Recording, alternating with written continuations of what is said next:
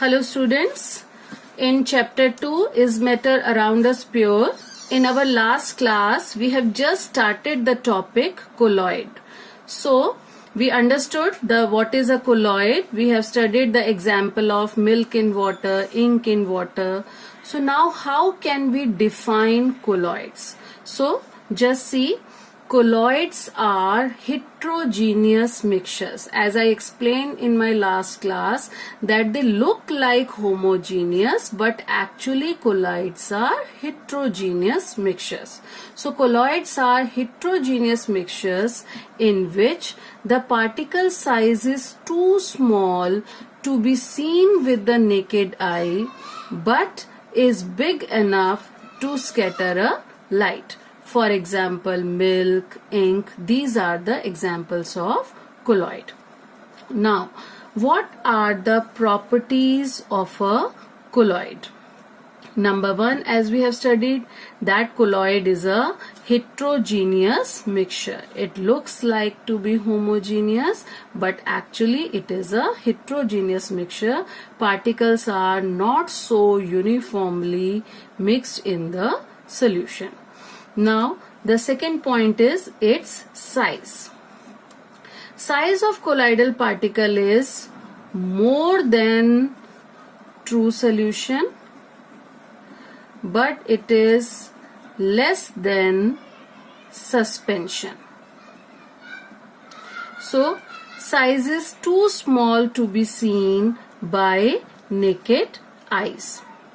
Now, the third characteristic is particle size is big enough to scatter a beam of light. We are saying that particle size is more than true solution but less than suspension. We cannot see the particles by our naked eyes, but the particle size is big enough. It is sufficient to scatter a beam of light passing through it and make its path visible. The next property of colloid is stability. Colloid is a stable solution.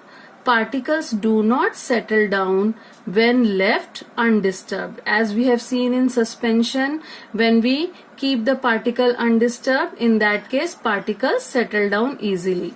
But in case of colloidals, particles do not settle down when it is left undisturbed. It means that colloids are stable.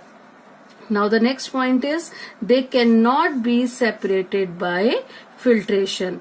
Because the particle size is less than suspension, so we cannot separate them by filtration. From milk we cannot separate water, so there is a different type of method used to separate constituents of colloidals.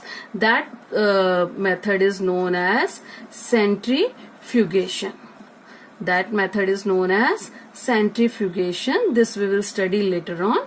So let me finish the colloids. So we have studied that colloids, constituents of colloids cannot be separated by filtration method. Now the next topic is components of a colloidal solution. As we have studied in the starting of mixture, the components of true solution. What we have studied, the components of solution were solute and solvent. Now here the name changes. Here the components of colloidal solutions are dispersed phase and dispersing medium. So what is a dispersed phase? It is a solute-like component. Here whatever is a solute we call it as dispersed phase. So the solute-like component or the dispersed particle in a colloid is known as dispersed phase. And what is a dispersing medium?